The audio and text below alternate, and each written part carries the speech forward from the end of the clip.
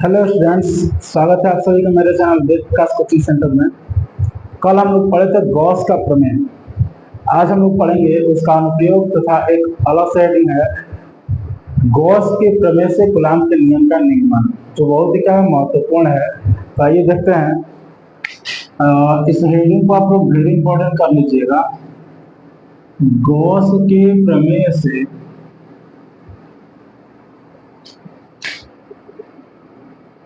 Coulomb के नियम का निगमन। चलिए समझिएगा। तो गॉस के प्रमेय में क्या था कि एगो हम आवेश लेते और आवेश क्या कहते हैं वो बंद परिपथ के अंतर्गत रखा गया था।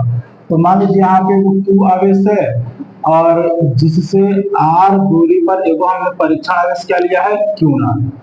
अब यहाँ पे परीक्षण आवेश क्यों लिया गया है? क्योंकि आप लोग जानते हो कि जो वैद्युत बल हम लोग ज्ञात करेंगे उसमें दो गो आवेश होता है, ठीक है ना। तो हम करें क्या कि जो आवेश लिया गया है ये R दूरी पर आप Q0 रखे हो, इसी को त्रिज्या मानकर के हम क्या करेंगे बंद गोलीय पृष्ठ के अंतर्गत इसको हम रखेंगे। समझना, ये हो गया क्या बंद गोलीय पृष्ठ।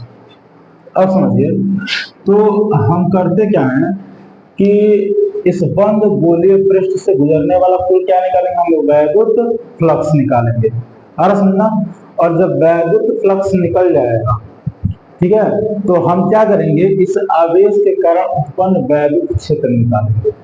समझना, तो ध्यान दीजिए यहाँ पे लिखेंगे हम क्या चीज,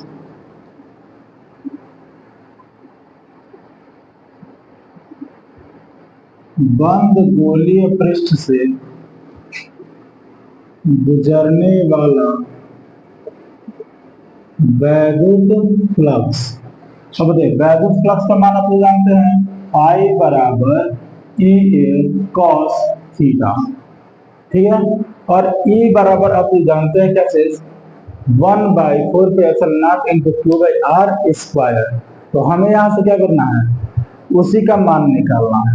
थोड़ा समझिएगा, जो एक गोलीय पृष्ठ लिए हैं कल भी समझाए थे कि यदि इस गोलीय पृष्ठ का हम कहीं एक छोटा सा तल लें तो इसका जो एरिया वेक्टर होता है वो कहाँ होता है, इसके लंबवत। और चूंकि ये प्लस आवेश है तो इसके कारण वैद्युत क्षेत्र की दिशा कहाँ होगा, बाहर की ओर।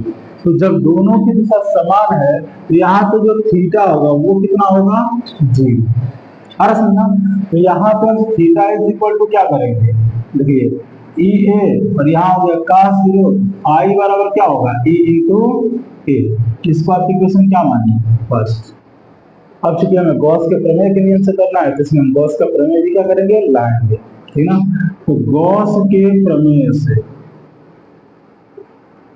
गॉस के प्रमेय से बताइए क्या होता है, फाई बराबर Q बाई एप्सिलॉन नॉट, और ये हो गया इक्वेशन सेकेंड। अब यदि इक्वेशन फर्स्ट और सेकेंड को हम देखें समीकरण 1 व 2 से, तो इन दोनों का जो बायां पक्ष दिया गया वो क्या है, समान है। तो दायां पक्ष भी क्या होगा, समान, अर्थात ये होगा EA is equal to Q by epsilon naught. तो यदि यहां से हम वैद्युत क्षेत्र का मान निकालें तो ये हो जाएगा क्या चीज, Q by epsilon not into A। अब यहाँ पे समझिएगा, ए यहाँ पे क्या है, एरिया है, और यहाँ पर जो पृष्ठ माना किस प्रकार का, ये गोलीय पृष्ठ है। तो यहाँ पे एरिया में है किसका, गोले का। तो ये हो जाएगा E is equal to Q by epsilon naught, और ये हो गया 4 पाई आर स्क्वायर। इसको थोड़ा हम क्रम से लिखें तो ये हो जाएगा 1/4 pi epsilon naught into Q by R square. ये अभी निकला है क्या चीज, वैद्युत क्षेत्र। समझना, अब हमें क्या निकालना है, वैद्युत बल, ठीक है। तो इस वैद्युत क्षेत्र के कारण इस पर, किस पर, परीक्षण आवेश Q0 पर लगने वाला कोई वैद्युत बल निकालेंगे। तो यहाँ पे हम लिखेंगे वैद्युत क्षेत्र E के कारण परीक्षण आवेश Q0 पर लगने वाला वैद्युत बल तो बताइए क्या होता है, एफ बराबर ये हो जाए क्यू नॉट इंटू ई। समझ में? तो यहां से हम ई का मान रख दें तो बताइए क्या होगा, F is equal to Q naught into 1/4 pi epsilon naught into Q by R square. और इसका यदि हम गुणा कर ले तो ये हो जाएगा F is equal to 1/4 pi epsilon naught Q naught by R square.